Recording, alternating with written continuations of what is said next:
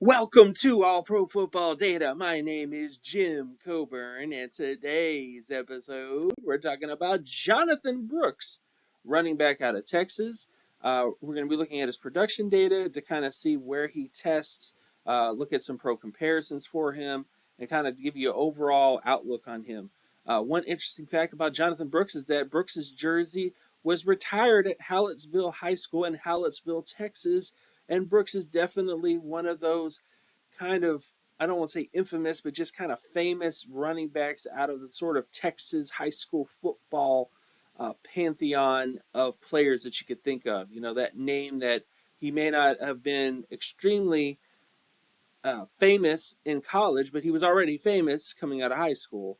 So he definitely kind of has that going for him. Now, looking at offensive market share scores. If you're new to the channel, new to the stuff that I do, this is how I get offensive market share scores. You simply take an individual statistic divided by the team total to give you a market share score. That score is then compared to every single prospect in my particular database. I give a percentile score weighted against age, and then that's how you get the offensive market share scores.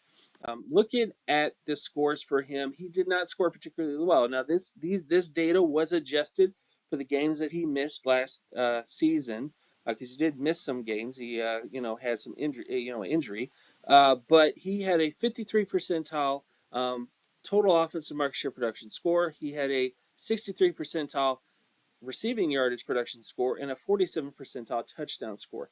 These numbers are just not where you want them to be in terms of all-pro potential and Pro Bowl potential at the running back position, and they're also not really near the starter averages either at the position. Now, going on to his efficiency stats, this is where things look a little bit better for him. Running back efficiency scores take a look at things like their touchdown percentage, the number of touches divided by total touchdowns, how often they ended up in the end zone when they had the ball in their hands. It also takes a look at their average yards per reception, average yards per touch, and those other sort of things.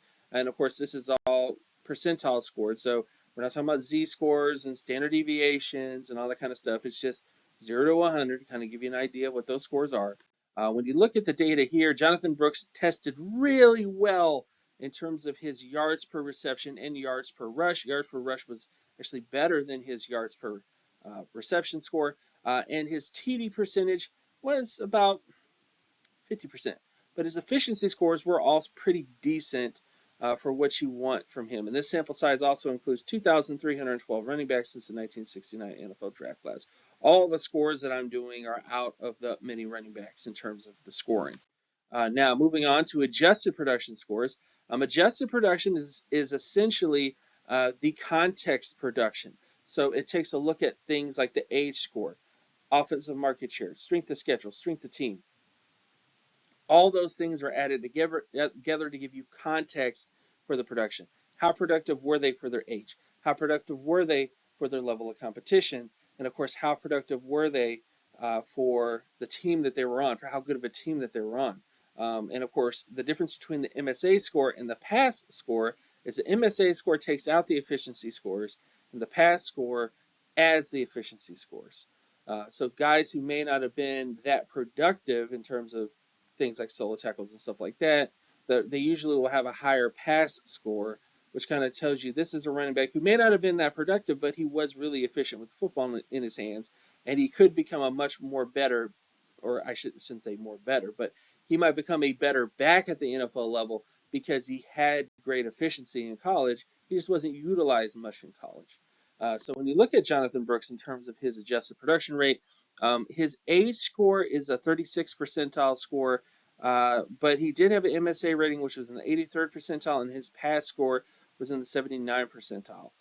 Those scores are, decent but not great. In terms of where he ended up, he kind of hit close to kind of the starter averages at the position, more so than the All-Pro and the Pro Bowl level. And then when you look at his pro comparisons, these are the running backs who tested most similar to him based on his overall production profile, looking at his MSA rating, his age, and his expected approximate value score, which basically looks at the actual approximate value based on how they tested and everything. And when you look at him from that perspective, these are the running backs who tested similar to him: Robert Lowe, Wesley Kennedy III, Dan Heron, Malcolm Brown, I think everybody knows, also former Texan. Michael Gordon, Ty Chandler, and Terrell Davis. So Terrell Davis is the one kind of outlier here that you can kind of see or point to in terms of success. I wouldn't necessarily say that it's a one-to-one comparison that Jonathon Brooks is going to be Terrell Davis, but I think there is a case to be made because Terrell Davis played at a high-quality school, in Georgia, and Jonathon Brooks played at a high-quality school at Texas. They weren't exactly elite productive, but they also were at programs that had a lot of talent that they had to fight to kind of get onto the football field.